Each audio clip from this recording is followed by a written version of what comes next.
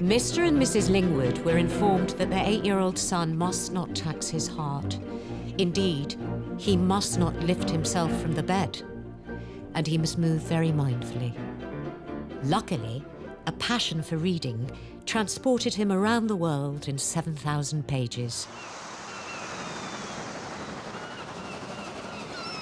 When he was 15, boarding in Torquay and working at a coal merchant's, Dennis borrowed Madame Blavatsky's weighty volumes from the public library and, having read each one twice, had an awakening. Stimulated as I was by their immense wealth of information on every conceivable aspect of philosophy, comparative religion, occultism, mysticism, science, and 100 other subjects, the realization which dawned most clearly upon me was the fact that I was not a Christian, that I never had been and never would be, and that the whole structure of Christian doctrine was from beginning to end thoroughly repugnant to me. This realization gave me a sense of relief, of liberation as from some oppressive burden, which was so great that I wanted to dance and sing for joy.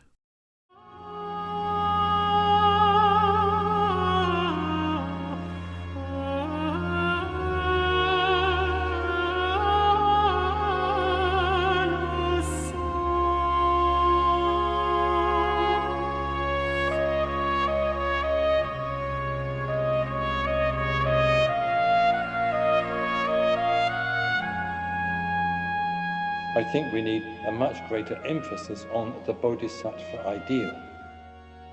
I've mentioned time and again that, in a way, the whole movement is a sort of embodiment of that 11-headed and 1,000-armed Avalokiteshvara. It's not just a question of ourselves going for refuge, not just a question of developing ourselves. It's also a question of looking to other people, making the Dharma available to them and helping them, especially fellow order members, in whatever way we can. At the time of its 20th anniversary, Sangharakshita had personally ordained over 300 members into the Western Buddhist order.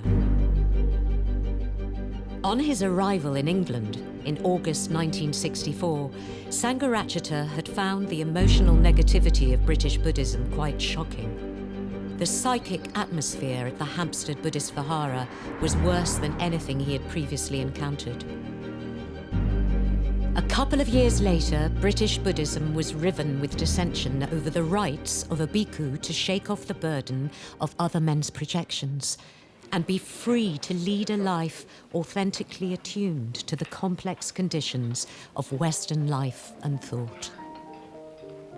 The period with Carter and the mystics and others was quite idyllic and very liberating for me, in tune with the mood of the times. It was the first time in my life that I'd had an opportunity of this kind. It was a very rich, fruitful, creative period, and I had a lot of energy that expressed itself in all sorts of ways, including the sexual, as well as in Dharma talks, poetry, etc.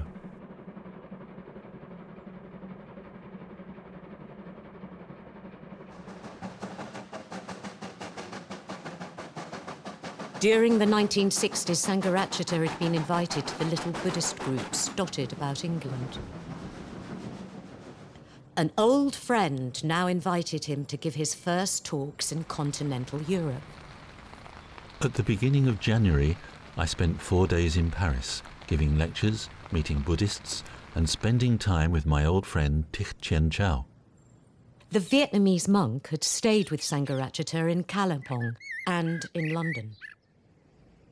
I saw a good deal of Paris, visiting a number of places of cultural and historical interest. I then spent 2 days as the guest of Antoinette Wilmot, who was translating a survey of Buddhism into French.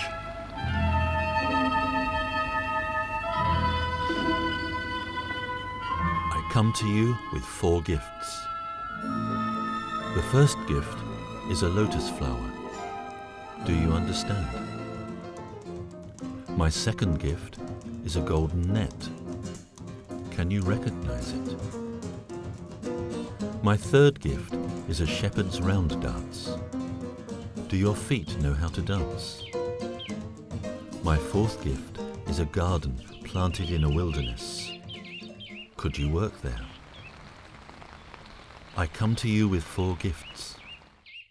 Dare you accept them? Subhuti invited us back to his parents' place. One day I remember we dropped some acid and we sort of were meandering around the house during the course of the day, and it was a fantastic experience. And then in the evening I can remember we gathered around in the sitting room, sitting on the floor. But anyway, we formed what we called the League of Court Lodge. I think we signed some sort of paper, that we would form this sort of secret league and that we'd do something with this Buddhism. You're tuned to the General Overseas Service of the BBC. This is the British Broadcasting Corporation. Bhante had been asked, what would you do if a hippie came into the centre? And Bhante said, well, I'd invite them downstairs and teach them to meditate. So although I wasn't really a hippie, I had long hair and dabbled in drugs. So I thought, this is a man for me, somebody who's sympathetic to all of that, not going to be moralistic or whatever.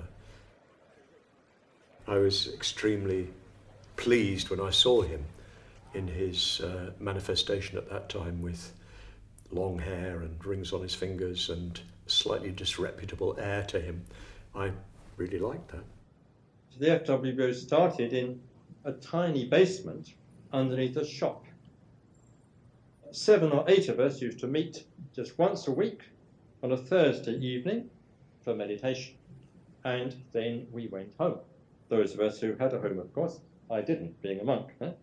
He greeted me as if he'd known me all his life. "Hello," he said, looking straight into me. I said I'd come to learn to meditate. He informed me that was actually the order night. "But you can stay if you want." I said, no, I couldn't possibly do that. No. And he said, "What, a bit too much perhaps?"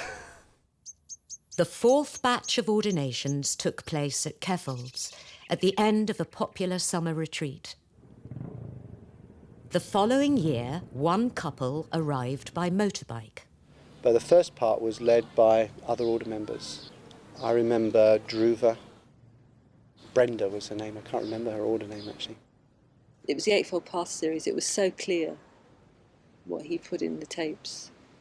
The fact that he was English, the fact that he understood Western psychology, he obviously understood Buddhism. They were common sense, but also you could feel there was depth as well. So that, being quite clever, intellectual, into study and so on, I did respond to that as well. There'd be a period discussion. Bhante would answer questions. I did know that Bhante did pre-ordination classes, so I was about to do them. And I remember at the end of one of those retreats saying to him that I wanted to join that class, so I knew that I wanted to be ordained, though I knew I wasn't ready, but I did see that as definite preparation for ordination. So I suppose I had begun to see it as a going for refuge, which was central to it all. About 1967, I was going to group therapy, and Kevin was one of the people in that group. We liked each other, and so we started meeting up. And in fact, we became best friends. In a way, he was the first friend I had in London, and he was a real godsend, actually, he really was. And I think I was for him as well, I used to call him Swami for some reason. I had a number of kind of meetings with Bhante, not personal, not one-to-one meetings, but usually with Kevin. We used to meet different places, sometimes at Bhante's flat, sometimes in cafes or coffee bars. I don't remember actually liking Bhante very much. Just one of these things, it's hard to say why really, but and the only thing I remember of that conversation was me asking him if he was enlightened. Leading question, of course, and he just said no, just a simple no, which didn't disappoint me or enthrall me or anything. It was just, okay, that's what he said, fine. Take people for walks and just listening more and more to him, sort of giving sort of practical Dharma. And it was very encouraging to people to open up and communicate with one another. I found those communication exercises were a very powerful thing. He was completely fearless. That's the impression one had, and not at all constrained by convention.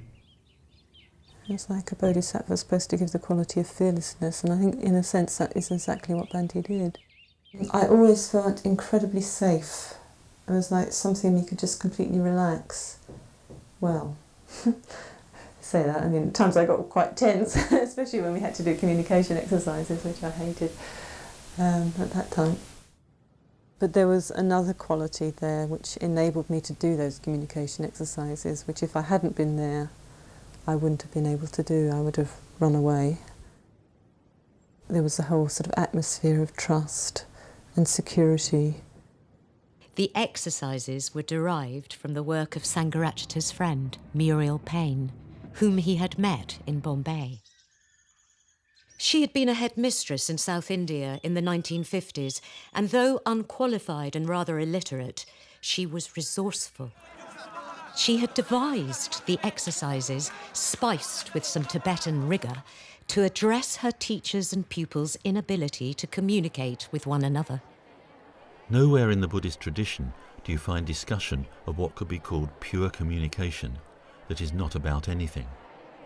During those exercises, I experienced communication as I had never done before, especially when I did the exercises with Muriel Payne. Miss Payne was not a highly educated person. She did not have a good accent, but she was cheerful and down to earth, and was in many ways a remarkable woman to whom the FWBO owes some gratitude.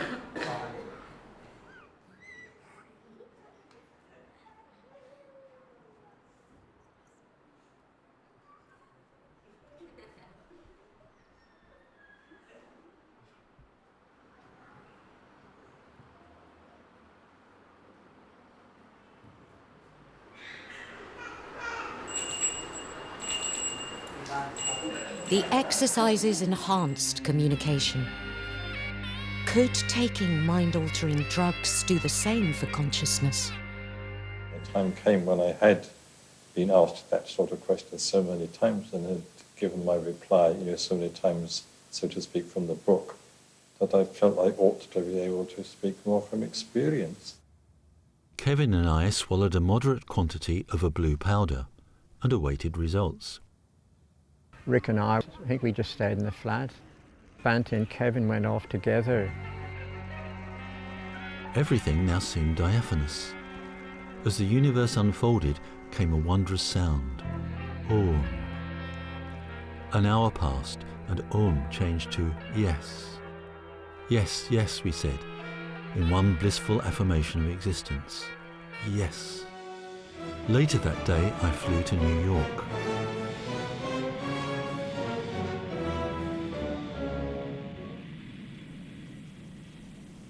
Was very successful in Yale.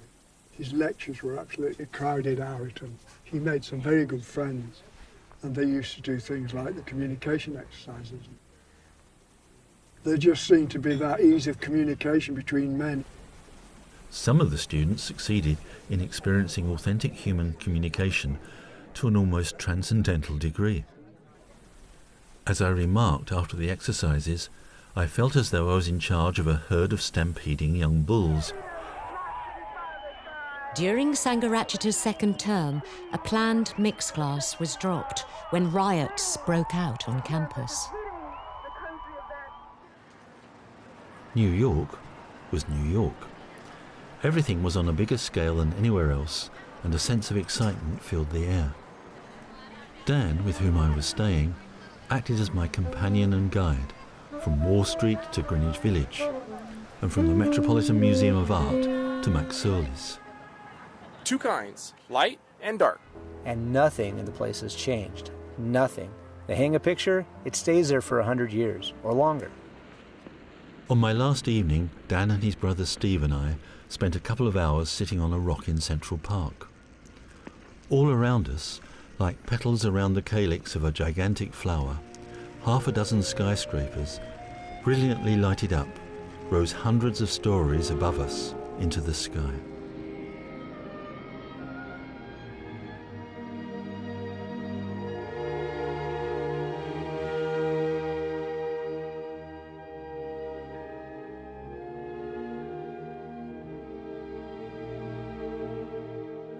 Bante went down with pneumonia, and that happened very shortly after the retreat started, right at the beginning of the retreat. And he was quite very sick. In fact, he died in a sense on that retreat, and was sort of leaving. But Kevin was with him, and Kevin said, "Don't leave, we need you." I can't say really what it was, except that I was, so to speak, out of my body, and it was very clear to me then that I didn't mind whether I sort of came back into it, whether I lived or whether I died. I was quite indifferent about that. It didn't seem to matter very much either way. But when he, spoke as he did, it was as though the balance ever so slightly tilted, and I felt ready to come back. But I didn't really mind either way at all. But from that moment, I felt energy flow back into me, and I started to get better. On the first retreat I went on, he'd just come back almost straight from America, and apparently caught pneumonia. After 2 or 3 days, we were sort of told that Bante was better now, and that if there's anybody who had to leave the retreat, who wanted to meet him, wanted to see him, they could do so. He was in bed. He had this great big grin. It was very disarming. I couldn't really quite work out what to do or say. Again, I was very nervous, but he seemed to think that was quite funny. So again, he made a very strong impact on me. And apparently, just a couple of days before that, he'd virtually died. The experience left me with permanent impressions. I'm convinced that dying is, or at least can be, a pleasant rather than an unpleasant experience. I also feel that I may not have as much time in which to finish my work as I had perhaps previously supposed, and that it therefore behoves me to make the best possible use of every hour still remaining to me. In comparison with what I had experienced in the States, everything seemed smaller in scale, and people seemed less interested in things, less enthusiastic, less alive. Nevertheless, I did not despair, and by way of both precept and example, strove to infuse new life and energy into the movement. Having lived in the same flat for more than 3 years, I wanted a change. By the autumn, Kevin, Graham and I were living as a mini-community. Kevin, a third-year art student at St Martin's College of Art, attended classes during the day and worked on his thesis, Art and the Higher Evolution, in the evening. Graham divided his time between a part-time hospital job and classes at the North London College of Further Education, receiving an education no one from his background thought possible. I did a foundation course, which was 1 year, then I did a BA, which is 3 years, then I did a postgraduate, which is another 1 year, so that was 5 years. But I couldn't pay the rent, so Bante was carrying the rent. Come Easter or summer, I could get a job, money, and paid him back. He was really supportive of what I was trying to do, i.e. get an education. The movement suffered a tremendous blow when the lease on Sakura, the centre for all FWBO activities, expired. As the weeks went by, it seemed that we were losing more and more people because we didn't have our own place. It was very much a room hired once a week on a temporary basis while we looked for somewhere else. Big highlights were the retreats, the Easter and summer retreats, where you had about 80 people. Siddhiratna's film captures the exuberance on which Sangharakshita was heard to remark, how easily people seem to lose their mindfulness, even under conditions highly favourable to spiritual life. On an earlier Kefald's retreat, Gautami encouraged people to form a community at Sarum House. 3 years later, it was failing. I'd lived in lots of institutional homes and orphanages and foster homes and things, and this was the first time I'd actually sort of intentionally gone into something like that. It was always a mixed community, and very quickly cross relationships were established, which caused quite a lot of jealousy and friction as relationships broke apart and people left. And so, because rent had to be paid, they started to invite members from other Buddhist groups or other individual Buddhists to join the community. You know, teachers were coming, other people were inviting their teachers, and we were inviting our teachers. And at one time there were Tibetans and Thai Buddhists and Zen Buddhists. You know, I've heard other people later talking about that period as a very messy sort of period, but I didn't actually find it that way. I found it was quite a stimulating period.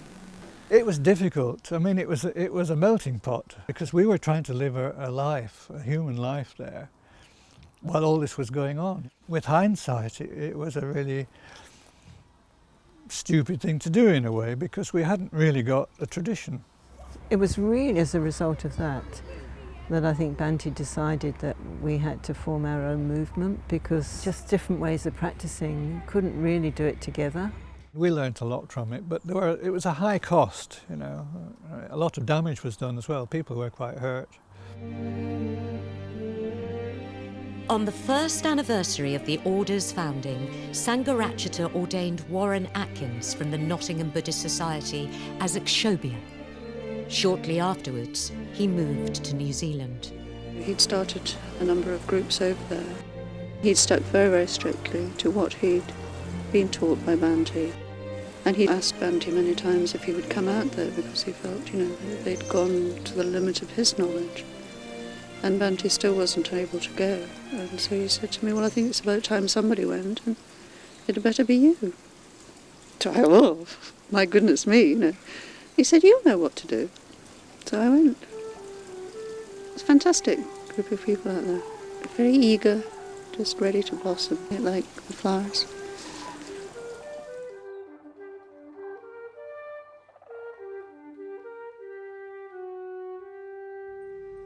Sangharakshita, with the full-time help of Buddhadasa, spent a year looking for a new centre.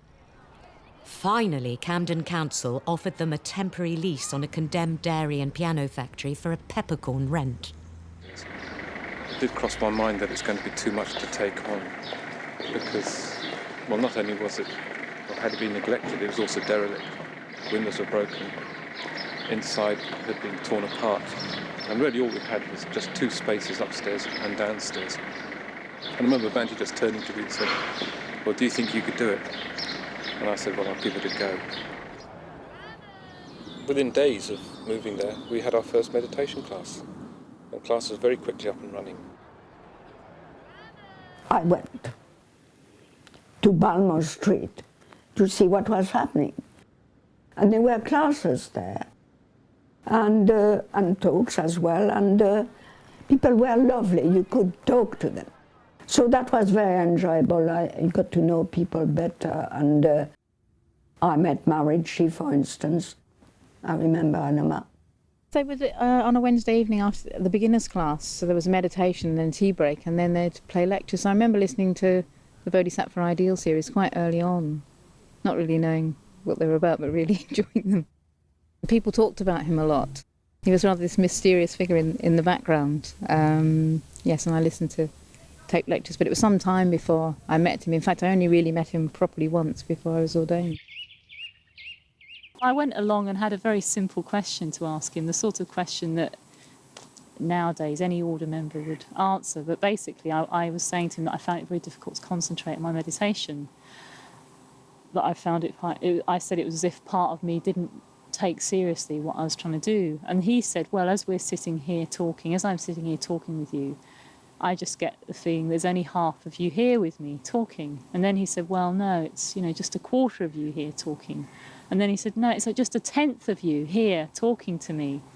There's only a tenth of you here in this room with me. So that, in a way, that's why you can't meditate. There's so much of you that's just not there to engage with the practice. And it had a huge effect, because it's like as he was saying it, I could just feel myself like a half, quarter, tenth, and then when I left, he said something very positive. He shook my hand, I think, and I think he said, well, if you just keep practicing, you'll gain enlightenment. I mean, he says something very profound, and I walked out the door, and I mean, within minutes I felt, actually at first I felt furious. I thought, who is this person? He doesn't know me at all, and how dare he say, there's only a tenth of me here with him, and what does he know? But he'd obviously just got right in, right under, and I suppose basically I was blocked. This happens, of course, to quite a number of people in the course of their life. They never really feel or never really find any positive or creative outlet for their emotions, whether in relation to creative work or in connection with people and so on. So for this reason, they suffer from emotional frustration and disappointment, and this leads to emotional blockage. But that had a big effect on me. Basically, I started to unblock my energy. It just roused the depths. And out of that, I asked for ordination. Ordination was significant in itself, and also a manifestation of a principle that underlay all Buddhist practice, as Sangharakshita explained. We're individuals, we're human beings who go for refuge. We go for refuge to the Buddha, the Dharma, and the Sangha. And to begin with, so far as our own movement is concerned, there was only myself. And gradually, other people came along. The experience with which the history of my going for refuge begins took place as a result of my reading the Diamond Sutra. The truth taught by the Buddha in the sutra was the highest truth of Buddhism, so far as that truth can be expressed in words. The truth of shunyata, or voidness.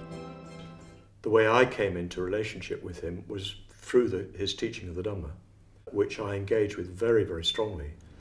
Mainly after I was ordained, I very occasionally drive him. Lokamitra usually drove, but sometimes he wasn't available. I remember, especially on one occasion, coming back to the community we lived in, where Bhante was going to stay, 5 Balmoral Street, and just starting to ask him questions, sitting in the front seat of a deux chevaux, and asking him questions about the wheel of life and about conditionality, and quizzing him. And I remember the Dhamma just falling into place in my mind, and he clearly loved it. He was really enjoying it. Somebody engaging very strongly in the Dhamma. We must have sat there for an hour. Eventually I think I broke it off, saying, "Oh, you better go in." In 1973, the FWBO had been in existence for 6 years. I therefore decided that it was high time I took a sabbatical. It was not that I was tired of giving lectures or teaching meditation or leading retreats, but rather that I felt the need to give expression to my deeper creative energies. Before he could leave on sabbatical, Sangharakshita needed to clear some space. He had been invited to lead a retreat in Holland for Vajra Yogini and her therapist colleagues. And right at the last moment, Bhante felt that the weight of his momentum towards being more of a hermit was so strong that he couldn't do the retreat. He just needed to go on retreat by himself. So he said to Vajrayogini in my presence, Vajradhaka will lead it, looking at me. And I was totally amazed. I'd never led a class or done anything like that. And I said, "Well, do you think I can do it?" And he said, "Yes, you can." A dozen therapists on retreat was never going to be easy. Fortunately, halfway through, they allowed Vajradhaka to lead them. Sangharakshita was free to leave London and take his sabbatical. Mark, Kevin's workmate, a skilled carpenter and new community member, would join him. Malini had spent the last 2 years living in a cliff-edge chalet in Cornwall. The rent was affordable. Mark would build a sailing dinghy, and Sangharakshita could work on the memoirs he'd started in India.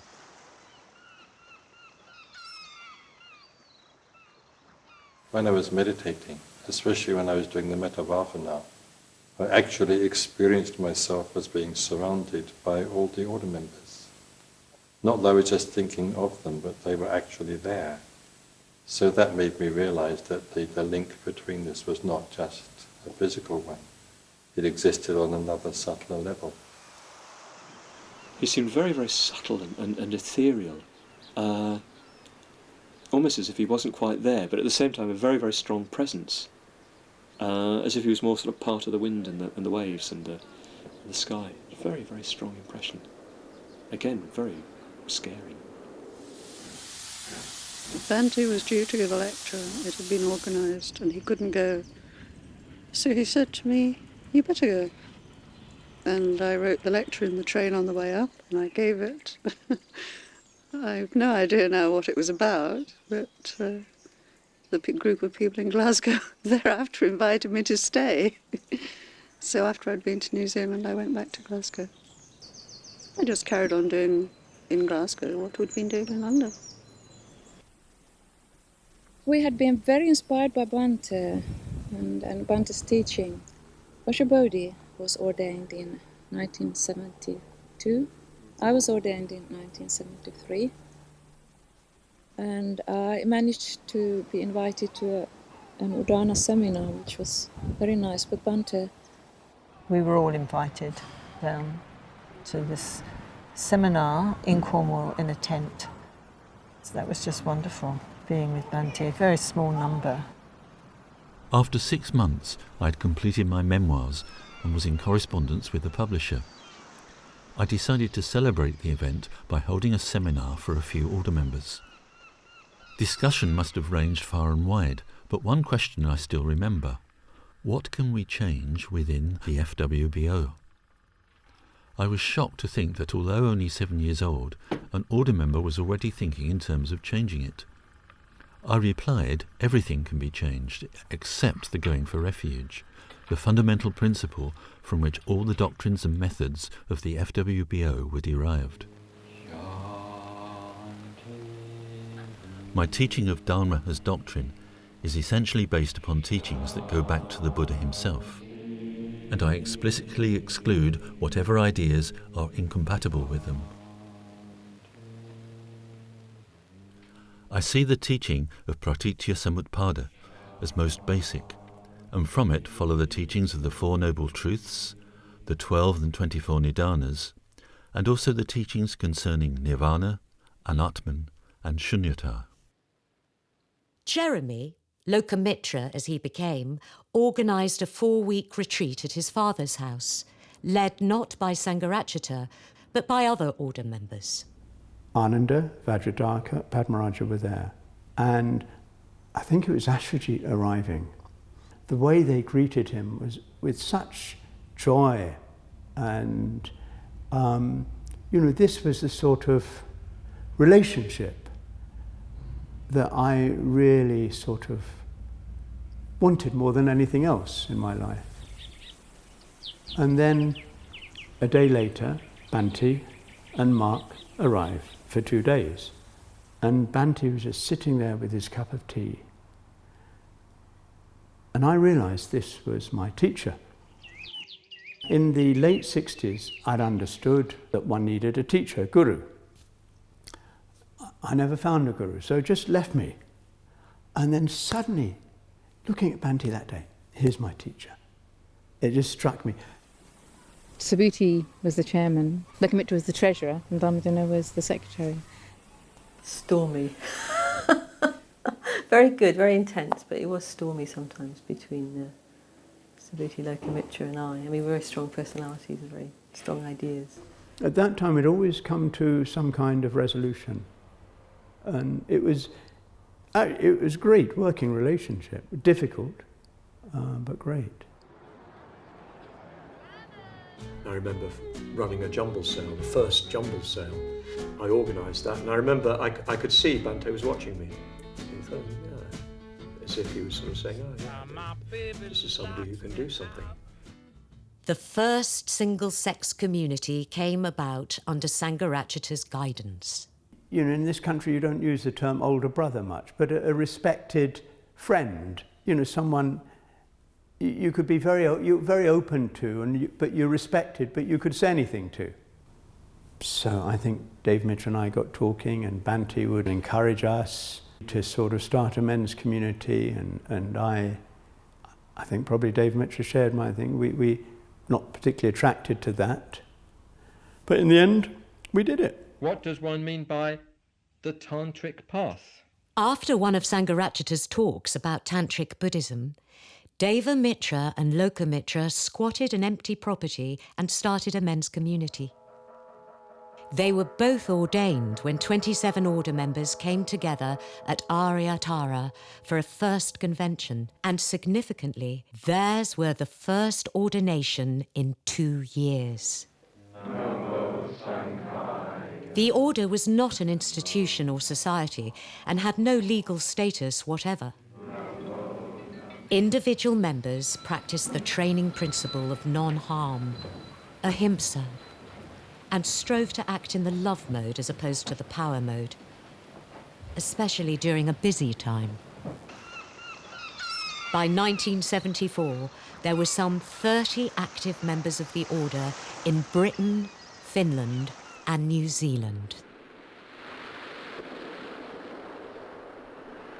I came across the group that Akshobhya was running in Auckland. It wasn't what we'd call a centre. In his front living room, every Sunday afternoon, he'd run a tape lecture and then do a sevenfold puja. That's all he did for years. It's possible, the Buddha says, to communicate by means of robes, food, water, gardens, magical incarnations, empty space, and lights in the sky. It's possible to communicate, the Buddha also says, through silence. This was just fantastic material for me. It completely opened up the world of myth in a positive sense. I thought, this man's onto something in a way I'd not met with any other Buddhist teacher, and I had been involved with Buddhism for quite a few years by then. I thought, this man's of a completely different calibre. It was inevitable that the Archway Centre would be demolished. Before leaving London, Sangharakshita described the 3 properties the movement would be needing. 1, a country centre suited to his literary work. 2, a permanent London centre. And 3, a home for the Order Library. I'd often felt the need for a place of my own. Buddhadasa gave me what was then a large sum of money, and with it I bought a cottage on the outskirts of the tiny village of Castle Acre, so called because it was situated beside the ruins of a medieval castle.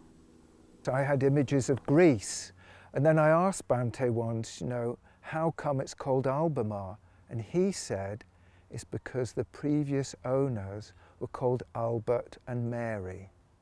And that's one of several communications where my over-imagination was brought down to earth, Albert and Mary. Yeah, they're quite nice and friendly to be against. If they were going into Swaffham, they'd say, is there anything you want? Yes. Yeah, they had a van, I know. He built a boat or something while he was here.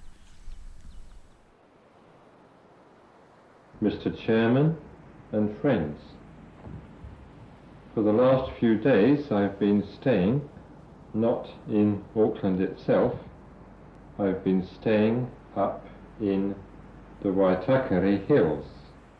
Bhante then arrived, and of course he then started leading seminars, as he called them. We worked through some chapters in the 3 Jewels.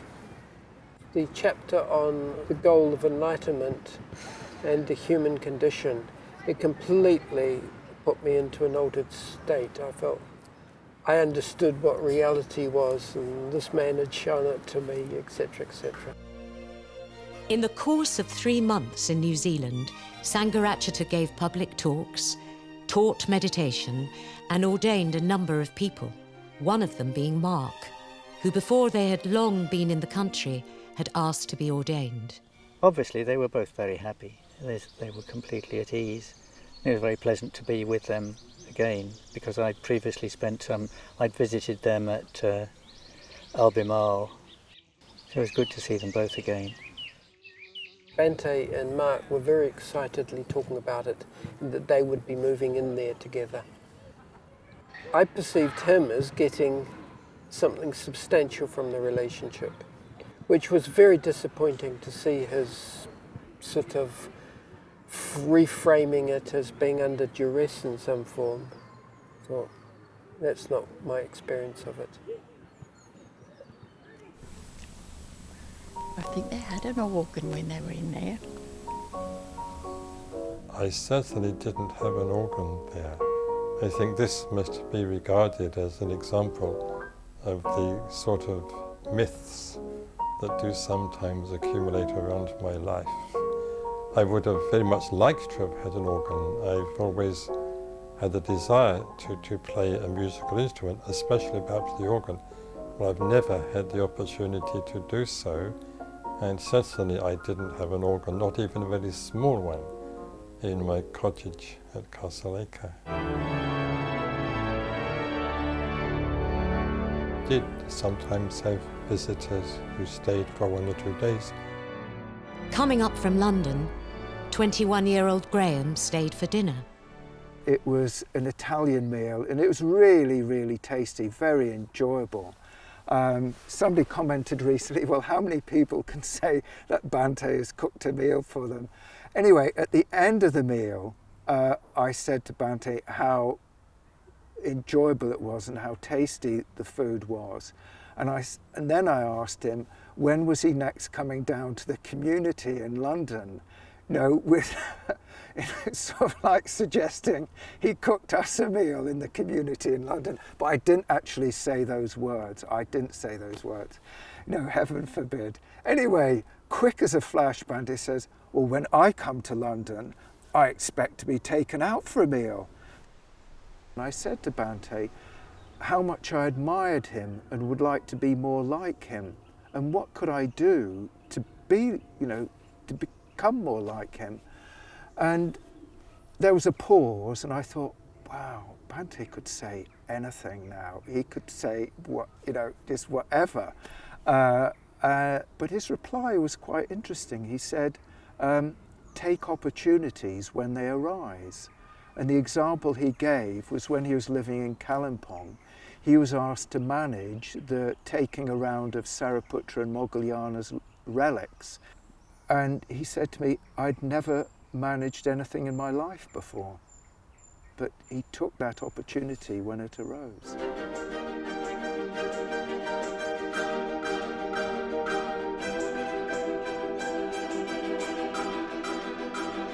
We put a lot of effort into raising money and looking for a new centre. Lokamitra did the money raising, I did the looking for a new centre. And we were determined to try to get out of the hippie mode, as it were. We felt that we were quite stuck in the alternative society. The name was very off-putting, it was slightly Victorian, and it was Padmaraja opened the door. And in a way, he confirmed my worst fears, you know, that it was hippies. And they started playing the Eightfold Path series of tape lectures. I don't think I understood very much of the lecture, but I understood that this man knew what he was talking about, which were making an impression on me, but the context wasn't. Aloka expressed his reservations when he visited Subhuti at Maitri Vihara. And I was saying that I found it all a bit twee, really, apart from Bante's tapes. But the thing about Subhuti was, you see, it was the first time for a very long time that I'd had the experience of someone actually listening to me. Really, in retrospect, an absolute lifesaver. And here comes the headmaster.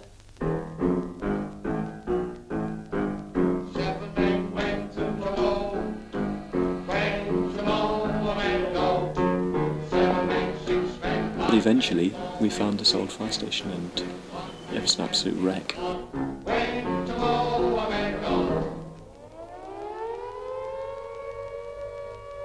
And that seemed to be just what we needed. In the end, it turned out we needed about £250,000 and 3.5 years of work. As Bante said, it's a good thing we didn't know.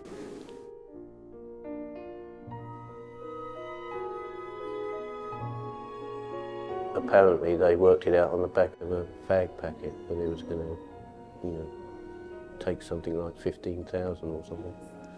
It was all black, and it was like a Kartovsky movie without the water dripping out of the ceiling, but it was so, so grim.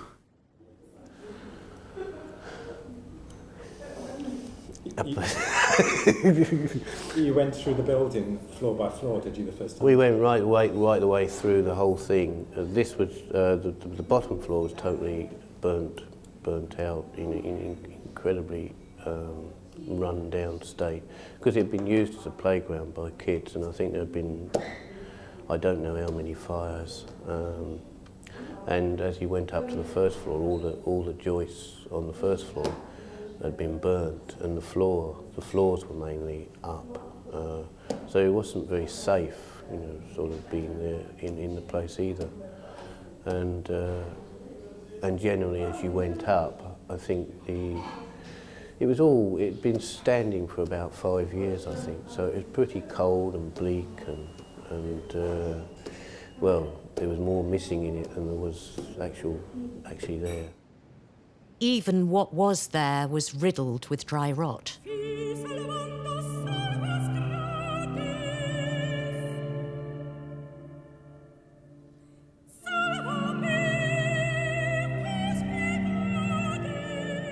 Work began with a team of 6 men, expanding to 12. Sangharakshita stayed a couple of times in the first year, and on his second visit, blessed the fire station with a new name. Sukhavati, Abode of Bliss.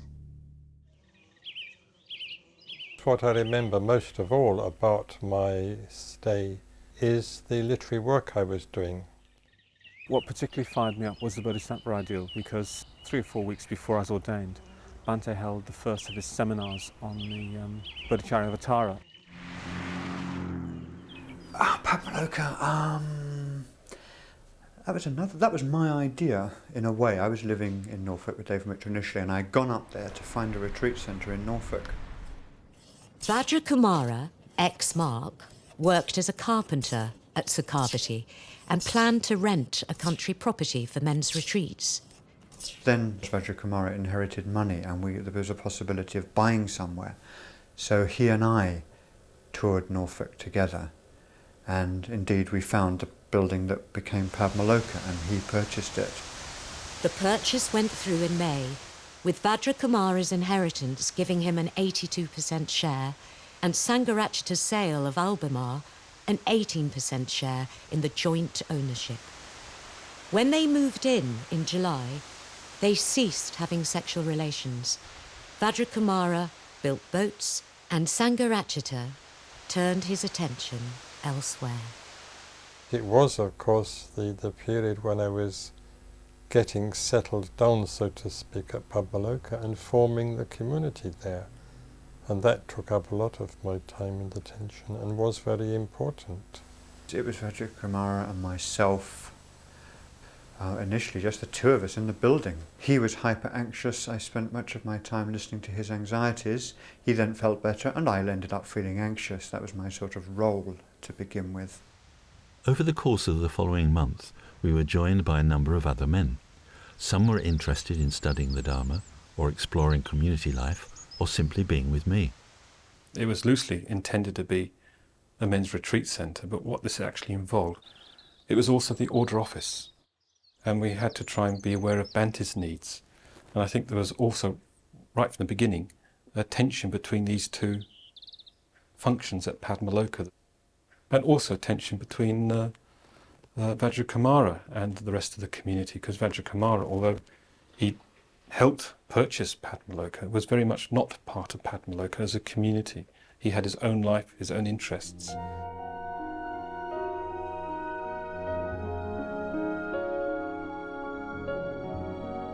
After we'd been there a few months, we got the candle factory up and running.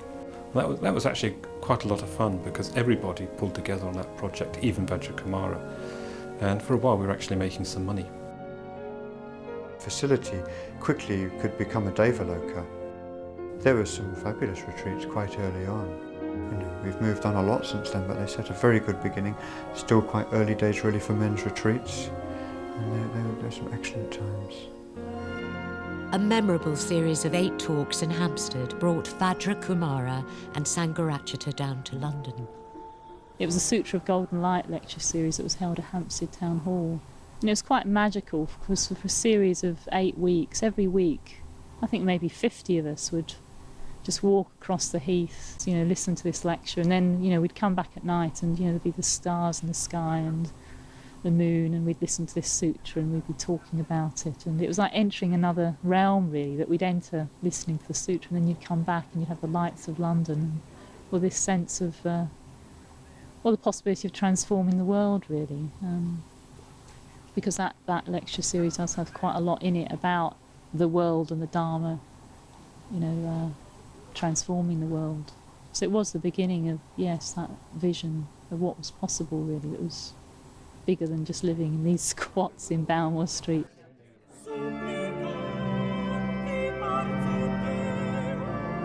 I felt there was something very positive, something much more definitely spiritual, and a feeling of brotherhood, and the whole spirit of Sangha seems to have been intensified in that sort of situation.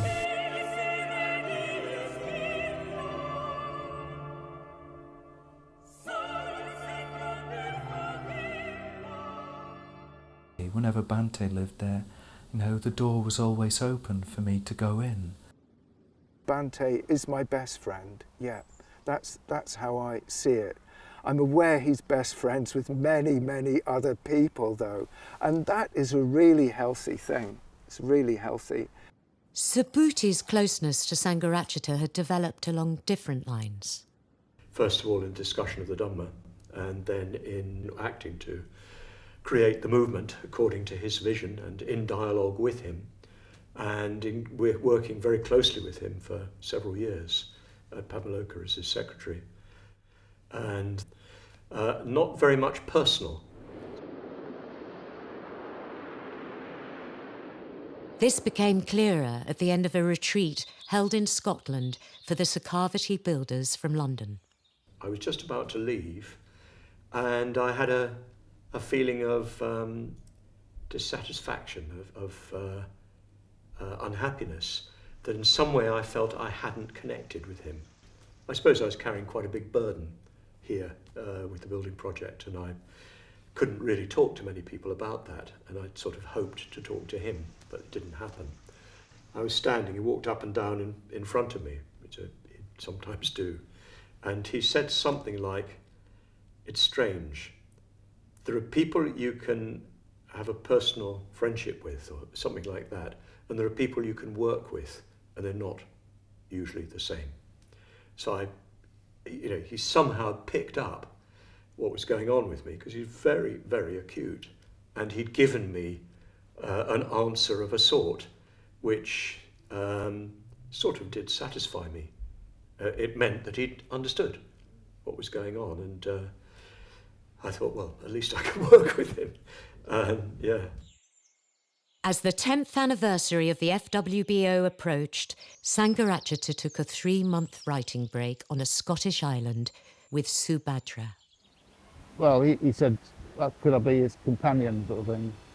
And so we'd go out for walks, and there was an intimate aspect to the relationship. And also I'd drive him here and there. I got a bit claustrophobic, I got tired of the whole thing after about 18 months, but it just took the merest hint of that for him to say, fine, there was no clinging and no recriminations, so very positive on that side of things. But it is nice to feel you're special to somebody and they're special to you. And he's a very loyal chap.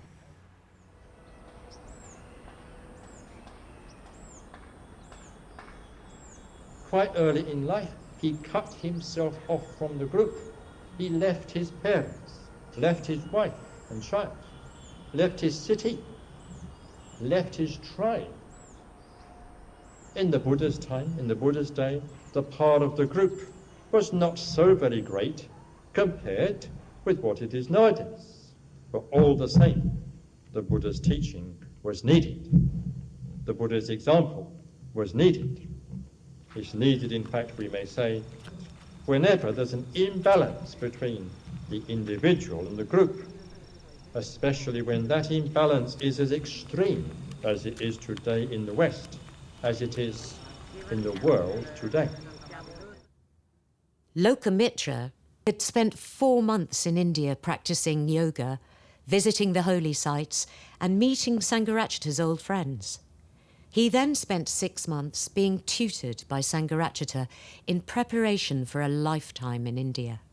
We were talking every day. His plans were just sort of flowering, and he was sharing so much past experience with me and guiding me and so on, and helping me to understand things. Every day we would talk. The locals thought it was a gay wedding because I was wearing my robes, and I only heard this later on.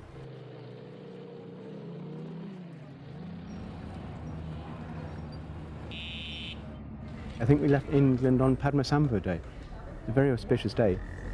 We arrived here, we stayed in a lodge, Kularatna and myself, and Padmavajra joined us shortly afterwards. And we just went into a very, very heavy program of classes. I think at times 14 classes a week between us, at least Padmavajra and I, or talks in different parts of Pune. We had a couple of retreats, but the response was just tremendous. A Christian lady used to take her car out of her garage for Sunday prayers, and we used to have classes. How many people did we used to get in the class? Inside, about 50 or 20 people used to sit inside. Yeah. All these positive people, bubbling with energy. I felt that they have found something and they want to give it to me. My first few months were dedicated to setting things up for his first visit. Lokhande नावाचा विद्यार्थी होता. त्यांनी मला असं सांगितलं की आमच्याकडे त्रैलोक्य बौद्ध महासंघाचे वर्ग आत्ता सुरू झाले काल परवा. आणि त्या दरम्यान काय झालं की भंते महास्थर संघरक्षित हे 6 डिसेंबरच्या प्रवचनाला दापोडीला आले. म्हणजे मी बाबासाहेबाच्या जातीत जन्माला आल्याच्या नंतरही मला बाबासाहेब एवढ्या चांगल्या प्रकारे समजले नाही. भंतेंनी म्हणजे इतकं चांगलं बाबासाहेबांच्या जीवनाबद्दल कसं काय हे केलं. पहिल्यांदा असं वाटलं की आपण या चळवळीत टिकलं पाहिजे, राहिलं पाहिजे. There was a pipe coming through in the basement with a bit of water, and that was the extent of the plumbing. There was an outside cold shower, there was an outside toilet which worked. Luckily it was June and it was hot, so we camped out in the garden and ate in the garden and things. Establishing Amaravati, a 17-room women's community in East London, began as a feeling. A year or so earlier, women order members and mitras, few in number and with few natural friendships, felt they were being left behind by the men. They raised their concerns on the Third Order Convention. Sangharakshita's response was firm. Bhante made his famous statement, which was, I think the women are going to feel pushed aside for a few years, and quite frankly, I think it will be good for them. So it was a bit of a challenge, really, for us to be more independent. It sparked us off to go and do something together. They formed a council and began fundraising for a women's community and retreat centre. Work at Sukhavati ground to a halt as funds ran dry. The men looked elsewhere for work or enjoyed the long, hot summer of 76.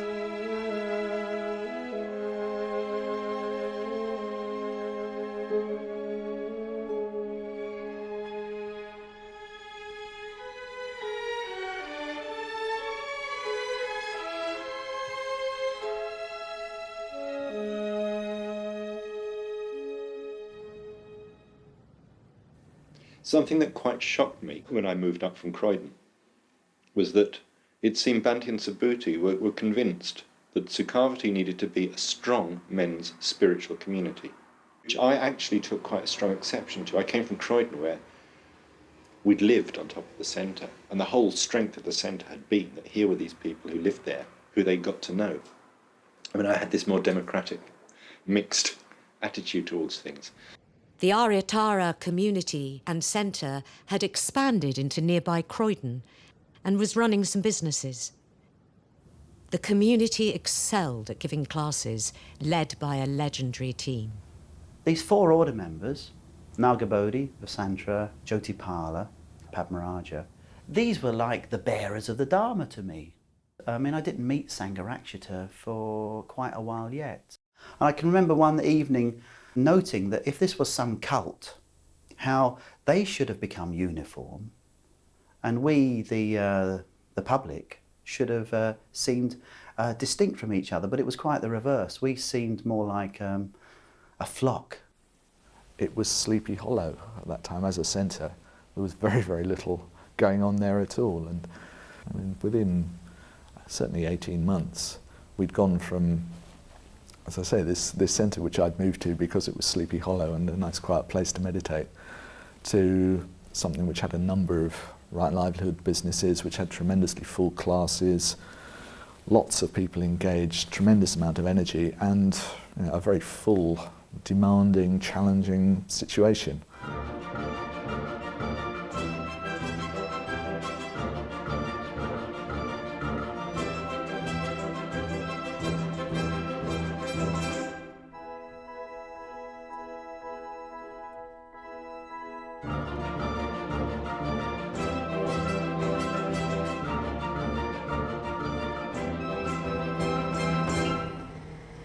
These days I find myself much more open to questioning my assumption at the time that Bhante just did not understand what running a public centre was about. The spiritual community does not have to justify its existence to the world. It does not have to show that it brings about social and economic improvements, that it is helpful to the government or the administration. It is good for the world that such a thing as the spiritual community should simply be there. Good that there should be people around who are dedicated to the spiritual life, dedicated to the development of skillful states of mind. Whatever they do quite freely. They do it because they want to, as part of the process of their own spiritual development. My background before the movement had been quite political, and I'd really been looking for some method of changing the world, and I'd realised you couldn't do that without individuals having a commitment to change. And Ajita answered the telephone and said, "Oh, just come now. Come up now and have some dinner." It was the opening of the Glasgow Centre, and it was a 7-fold puja. There were readings between every section, chants that I've never heard since. I don't know where they came from. And it lasted for ever such a long time. Vajramal and I were the only 2 women, about 15 or 16 men, and we just really wondered what on earth was going on. Oh, Jinya Chulna, Champ Sam, Pemagisal, Dangbola, all that kind of stuff. Boom, boom, boom, boom, boom, boom, boom. Great. But that period was very difficult when it was during the point when the men were trying to strengthen their community, trying to strengthen, I suppose, their identity as a Sangha. And it really wasn't awfully skillfully done. I think it would be fair to say in retrospect. For the first, though by no means the last time in my life, did I have an obscure sense of some mysterious destiny shaping my ends. Sangharakshita had taken the opportunity the army had provided to adopt India as his spiritual home. Having left the merchant navy, Dana Vira returned to Glasgow and joined a new kind of gang. The conditioning in Scotland and in Glasgow in the 50s and 60s wasn't very good. It wasn't very supportive for psychological and emotional strength. Most people did not walk out of that conditioning feeling, isn't life good? 106 miles to Chicago. We got a full tank of gas, half a pack of cigarettes, it's dark, and we're wearing sunglasses.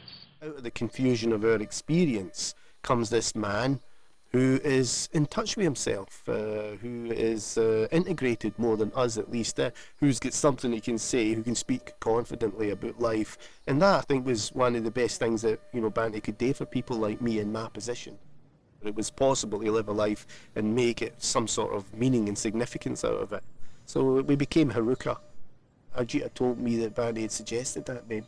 We're on a mission from God. The thing was, we enjoyed it. We felt that we were on a mission. Everybody who was a mitra, everybody who was involved to any extent, did things in the centre in Glasgow. It was very much the ethos, which I think was a lot to do with Ajita. It was during that period, as was the height of the blasphemy against women, took place. I think I felt that I was in tune with basically the basic FWBO's stance in all of this. But unfortunately what happened was I had personal psycho-emotional needs. I gave this talk, and at the end of it, all the women in the Mitras abandoned ship. They all left Glasgow. It was my fault. All the women finally decided they'd had enough. I was a young man trying to leave mother and being afraid of women and not wanting to be sucked into the samsaric life, because that's, you know, that's what women want. They want to take your energy and pull it inside them and stuff like this. Like with a lot of the phases that the group element of the movement goes through, it's not always very sophisticated. Perhaps some really quite hurtful things did happen. I don't think we could have done without it, though. And I think it was pretty inevitable that that was the form it took. I mean, it would have been lovely if the men and women could have all been enlightened and dealt with this extraordinarily crucial element of our conditioning in a way that didn't hurt, that didn't make anyone feel left out, etc. I mean, I don't see how it could have happened otherwise. Sangharakshita taught metta, love, for Christians as human beings, but warned that such feelings were not reciprocated by a theology and ethics that traded in guilt and fear. The fact that England's twin establishments, a marriage of church and state, had been crafted for mischief, had been ignored for too long. Heads could roll.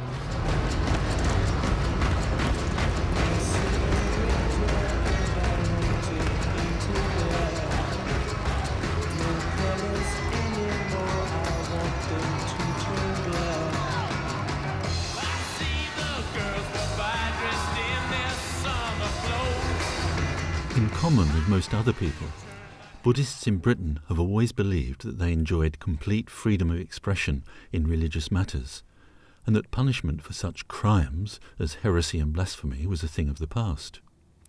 This belief has now been rudely shattered. The editor and publishers of the newspaper Gay News were charged with blasphemous libel, tried at the Old Bailey under judge-led law, and duly convicted. All the prosecution did was produce a single witness whose evidence showed that the offending poem had been published and that one sympathiser with Christianity had been shocked and disgusted by it. This was sufficient to secure convictions. As a movement, as an order, it is our duty to go out as much as we can into society and make clear the Buddhist conception of ethics, which is a healthy and a positive and a creative conception of ethics in a way that Christian ethics is not. We don't want an ethics of guilt, an ethics of fear. We want an ethics of growth and development, which is what we have in Buddhism. So I think we need to try to fill this gap, if you like. We accept the need for more ethics in our social life, but we reject the notion that those ethics have to be Christian ethics.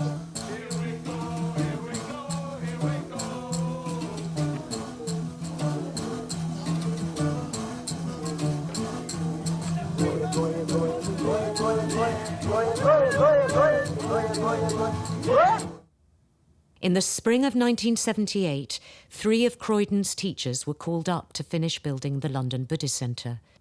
Padmaraja was left as sole bearer of the Dharma for a group of young men and women in an increasingly complex situation. I feel incredibly grateful to him that he really did give me, he did teach me how to talk about myself, and he did introduce me to the arts as well as to the Dharma. When we formed the first community, we just had no idea whatsoever.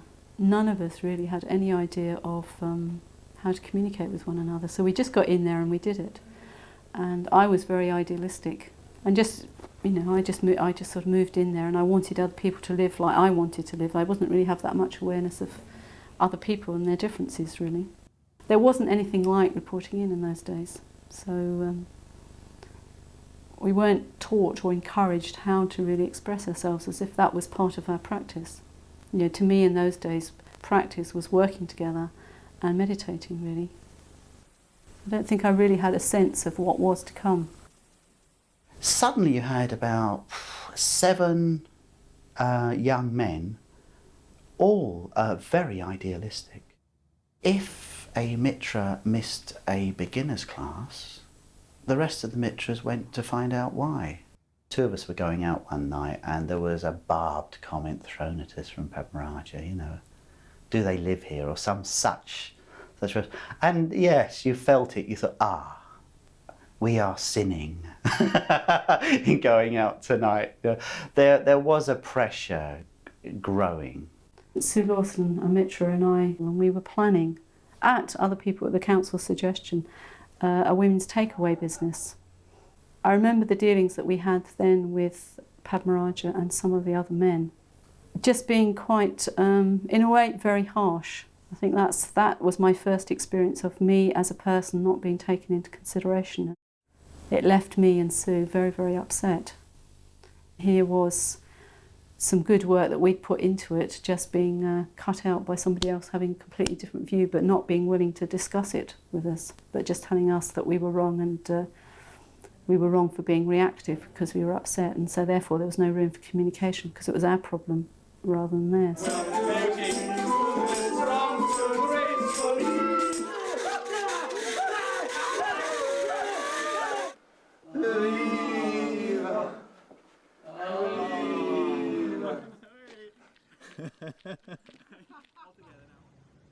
When I moved into London, I was very, very fired by the idea of setting up a new society and very attracted towards doing that. And I suppose I saw Amaravati in a way as part of that, really. From what I've heard, people who've talked about it since, some people's experience, they can hardly bear to think of Amaravati, and other people think of it very fondly. It was quite an intensive experience. There was 13 of us moved into this house together. It was the first community that was closed to men. We were trying to find our identity as women order members and Mitras, as well as women, perhaps. We'd had a lot of stuff, you know, about the individual in the group, and the individual emancipates from the group. So anything that sort of we thought was groupy, group-like, you know, ordinary affection, liking somebody, you know, was a bit kind of, well, but that's not spiritual. I grew up as a young order member with a very strong sense of division between order members and Mitras, and confidentiality and non-confidentiality, and you didn't share your weaknesses or your process with Mitras. You know, it sounds weird now, but that is how it was. That got carried through, and there's a bit of a sideline, got carried through into Croydon, that kind of very strong model of vertical Kalyana Mitratal, but you don't really kind of hang out with someone and have much, you know, ordinary human friendship. It's a bit of a distorted model, really. And I think, yeah, some of the Mitras suffered, you know, living in and amongst that, although I think they also got a lot out of it as well. But Vidyashri seems to be the one who loved it as a Mitra. She absolutely loved it. It only lasted 2 years, but actually I think it was quite a significant point for the women in the movement. The candle factory prospered for 8 years until it was destroyed by fire. By Sangharachita's 60th birthday, enough money had been raised to buy out Vajrakumara's share of Padmaloka.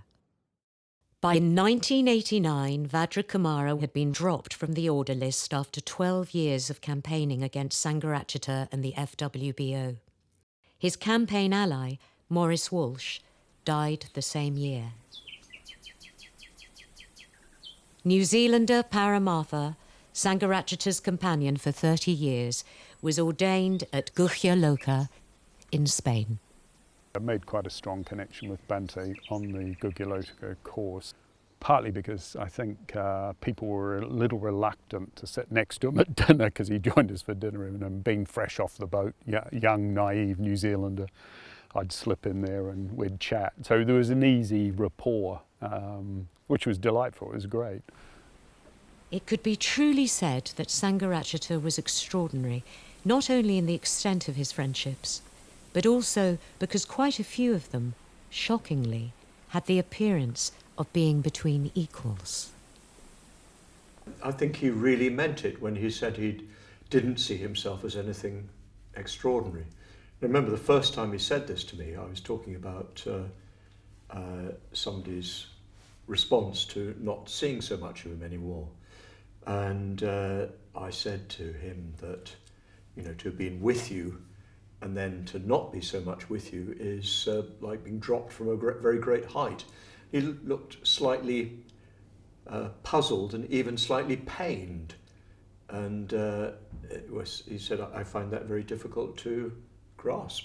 I suppose I'm with myself all the time, so I don't think of myself as anything very extraordinary. Some people I think he related to very closely and thought that he was more in an ordinary human relationship than was actually realistic. And some people, probably such as myself, that was never a question, because I was definitely serving him. But I don't think he saw it in terms of a vertical relationship or anything like that.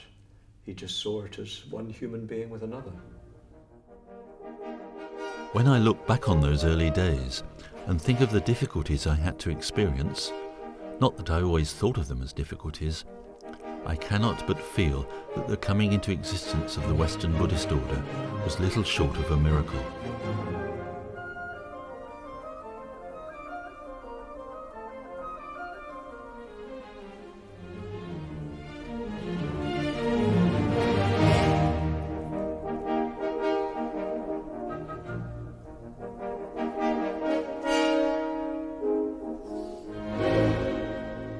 I think she wanted to start a family, and it was her home, and so that agreement was dissolved. So that's why, for quite a long time, we didn't have a women's retreat centre. So I remember coming back from New Zealand in 1982 in the spring and being on a seminar with Bhante. So he was running seminars at Padma for women. He'd do 2 a year, very, very big, which was his way of working out if people were ready for ordination or not. And being there and being in a order meeting with him, and Bhante being very, very strong about the fact that we really needed a women's retreat centre. Padma had been going for 5 years. Okay, we hadn't, we'd lost Mandara, but we really needed to get a women's retreat centre together. I think he saw, in a way that perhaps we didn't, that that's what we needed to do. Then we set up an ordination process, and then, so he had, the vision, and he was quite pushy, I guess. But that's what we needed to do. Every time I met him, he'd take me further, and I couldn't accept what he was saying. And by the time we next met, I'd sort of just got around to accepting what he'd been saying or becoming open to that. And then he'd go further. And I found this fascinating and infuriating and incredibly stimulating. I think you could only talk of him in terms of a spiritual genius. Both an extraordinary erudition and very great retaining of what he'd read, extraordinary memory, and a remarkable grasp of the Dhamma from a very, very early age, and an extraordinary imaginative world, which I think was where he really lived.